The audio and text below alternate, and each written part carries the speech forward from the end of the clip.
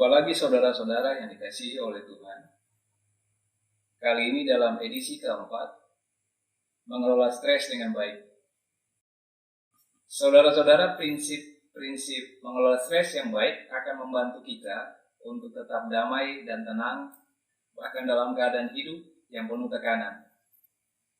Dalam episode yang sebelumnya kita telah belajar tentang mengenal siapa diri Anda.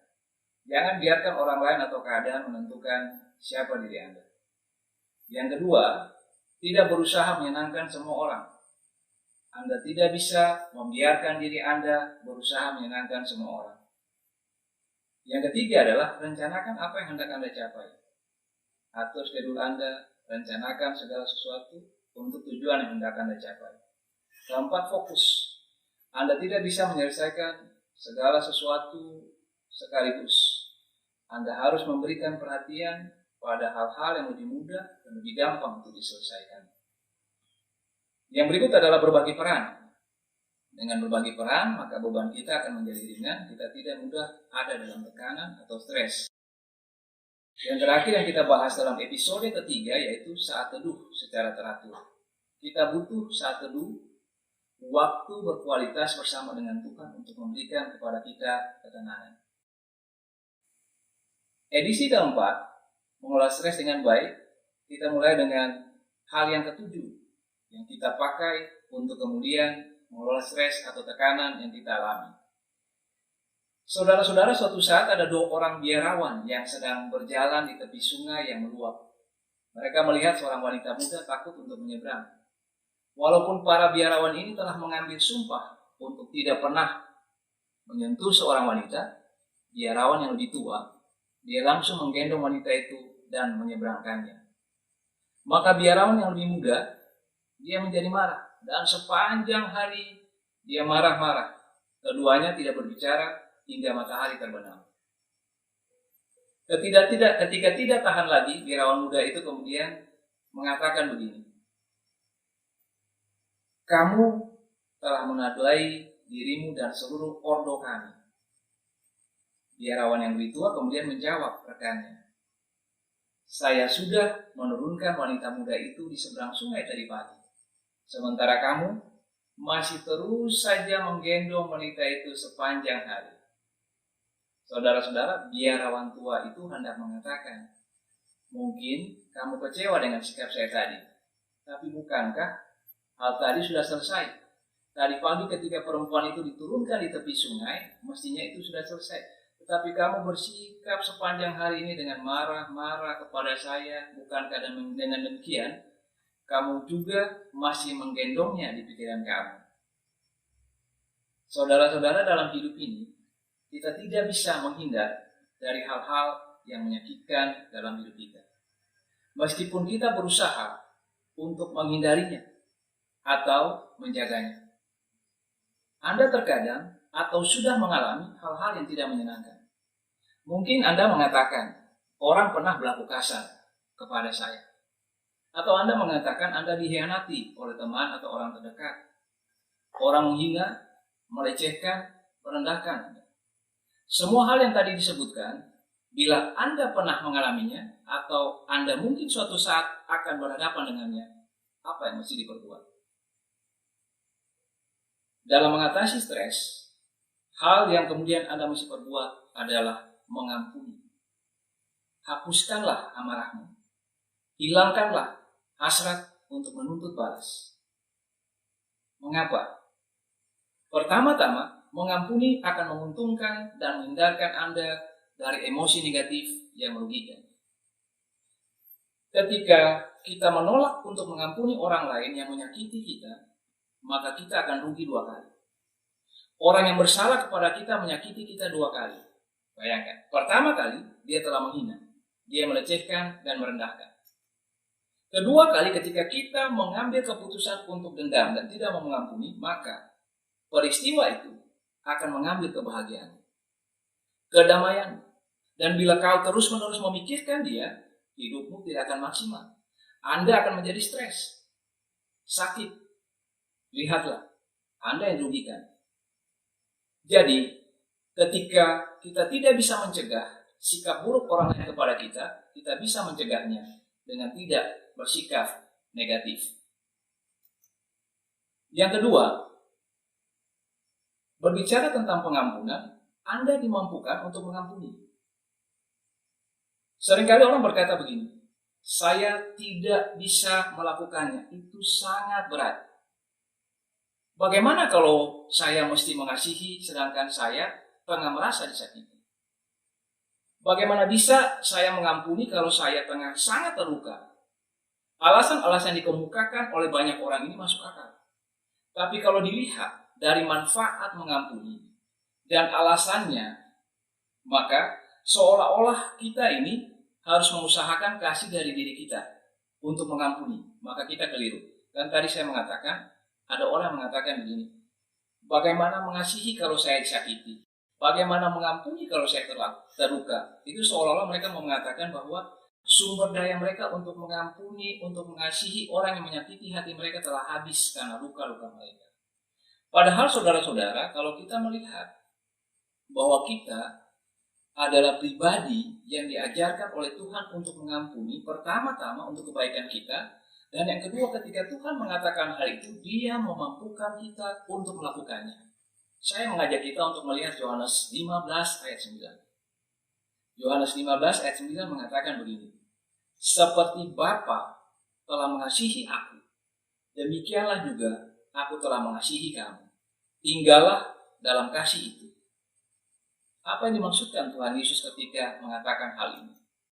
Yang Tuhan maksudkan adalah kita dikasihi oleh Allah. Kasih Allah dalam Yesus Kristus menebus kita, mati bagi kita, mengampuni dosa-dosa kita, berlimpah-limpah tanpa syarat kepada Anda dan saya. Ketika kita tahu kita dikasihi oleh Allah, diampuni dosa-dosa kita, maka hati kita, hati Anda dan saya akan penuh dengan belas kasihan. Dan Anda dimampukan untuk mengampuni. Ingat, kita tidak melakukannya dengan kemampuan kita, tapi dari kasih Allah yang memenuhi hati kita, hati Anda dan saya. Yang ketiga, berbicara mengampuni, tidak ada orang yang sempurna. Setiap orang pasti berbuat salah. Saya berbuat salah, Anda berbuat salah, setiap orang berbuat salah. Hari ini Anda melakukan kesalahan kepada saya mengampuni Anda. Besoknya, bisa saja saya melakukan kesalahan kepada Anda dan saya yang membutuhkan pengampunan dari Anda. Artinya apa? Setiap kita membutuhkan pengampunan. Dan setiap kita harus mengampuni. Sama seperti Anda membutuhkan pengampunan, saya pun membutuhkan pengampunan. Sebab dengan mengampuni, kita diampuni. Hal yang kedelapan ketika kita berbicara tentang bagaimana mengelola stres dengan baik. Ada yang mengatakan bahwa nikmati hidup Anda. Enjoy your life. Dan hal itu benar. Saudara-saudara, seorang pria pada suatu saat dia mendatangi seseorang yang terkenal bijak di tempatnya. Dan dia mengeluh ini. Bapak, saya sudah bosan hidup. Rumah tanggaku berantakan, usahaku kacau. Apapun yang aku lakukan gagal. Orang bijak itu mencoba memotivasi pria ini, tetapi pria itu mengatakan, apapun yang Bapak katakan, saya memilih ingin mati. Kemudian orang bijak itu mengatakan, kalau begitu, kalau kau benar-benar ingin mati, ambillah botol obat ini. Dia memberikan botol obat, dan minumlah setengah botol hari ini, besoknya kamu minum setengahnya nanti. Dan kamu akan mati. Dia kemudian pulang ke rumah membawa botol itu. Dia meneguk setengah dari botol itu. Malam harinya, karena dia berpikir, saya akan mati, dia lalu memutuskan untuk makan malam bersama dengan keluarganya di rumah. Hal yang mana selama ini karena kesibukannya telah jarang dia lakukan. Dia senang sekali dan menikmati kebersamaan itu. Sebelum tidur, dia mengucapkan selamat tidur kepada istrinya dengan mesra. Esok pagi ketika dia bangun tidur, dia membuka jendela kamar. tiupan angin menyegarkan, dia menikmati semua itu. Dan dia memutuskan untuk meluangkan waktunya berjalan sebentar menikmati pagi. Sesudah menikmati pagi itu, dalam jalan santai dia pulang ke rumah, dia membuat sarapan untuk dia dan istrinya, lalu dia pergi ke kantor. Di kantor, dia menyapa semua karyawannya dengan senyum yang ramah. Tiba-tiba saudara-saudara, suasana menjadi berubah, menjadi menyenangkan. Dia merasa hidupnya lebih tenang. Hidupnya menjadi lebih indah, menyenangkan. Di akhir hari itu, dia lalu berpikir, kalau semuanya memuaskan seperti ini, saya mau mengurungkan niat saya untuk bunuh diri. Tapi terlintas dalam pikirannya, saya tadi sudah meminum setengah daripada racun yang diberikan oleh orang bijak itu. Dia kemudian pergi menghadap gurunya. Dia mengatakan, saya sudah merasakan kebahagiaan itu, tetapi saya sudah meminum setengah botol yang guru kasih. Guru itu tersenyum dan mengatakan, kamu sudah sembuh, botol itu hanya berisi air. Saudara-saudara yang Tuhan Yesus kasihi, Yesus bisa menanggulangi stres karena dia menikmati hidup. Ada keseimbangan antara pelayanannya yang padat dan waktu-waktu di mana dia mengistirahatkan dirinya, bahkan para murid. Terus terang harus kita akui bahwa kehidupan yang kita jalani pada saat ini adalah kehidupan yang sibuk. Kehidupan yang penuh dengan tuntutan, tekanan, dan terkadang membuat kita tidak memiliki waktu untuk kemudian ada menenangkan diri kita. Hal ini terkadang tidak bisa dihindari. Rutinitas membuat kita menjadi jenuh dan lelah. Dan ketika suasana hati kita sedang kacau, hal yang kecil sekalipun bisa membuat kita jengkel dan frustasi dengan kehidupan ini. Sebab itu, menikmati hidup adalah prinsip yang ke-8 dari mengelola stres dengan baik. Kita bisa melakukannya dengan cara yang sederhana, tidak perlu dengan hal-hal yang kemudian dikatakan mahal. Hal ini bisa dijangkau oleh semua orang. Pertama, ketika dikatakan mesti menikmati hidup, pilihlah untuk bisa tertawa. Menurut riset, ketika kita kecil, kita memiliki waktu untuk tertawa lebih banyak ketimbang ketika kita sudah menjadi dewasa. Ketika kita semakin dewasa, tanggung jawab ada di pundak kita, kita melakukan ini dan itu, kita menjadi orang-orang yang semakin jarang tertawa.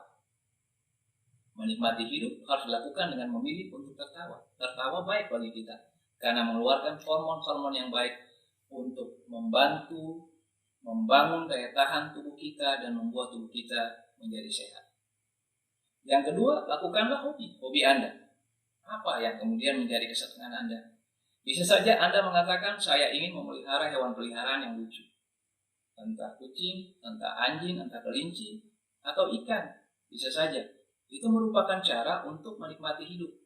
Atau untuk orang-orang tertentu, musik menjadi sebuah sarana untuk menikmati hidup dan mengendurkan ketegangan stres. Bisa juga Anda memilih kumpul dengan kawan-kawan Anda. Atau yang terakhir, Anda bisa juga memilih untuk melakukan perjalanan ke daerah-daerah tertentu atau tempat wisata tertentu yang memberikan pengalaman, ketenangan bagi batin Anda.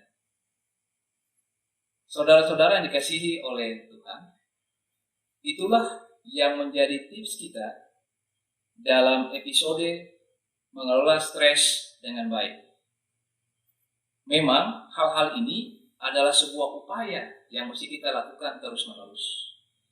Kita bersyukur bahwa sebagai orang percaya kita tidak melakukan hal itu sendiri.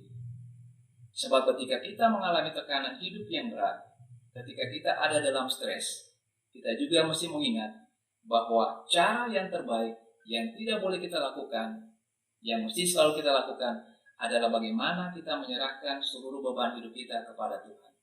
Sebab Tuhan Yesus pernah mengatakan, marilah kepadaku, hai kamu yang letih lesu dan berbeban berat. Aku akan memberikan kelegaan kepadamu.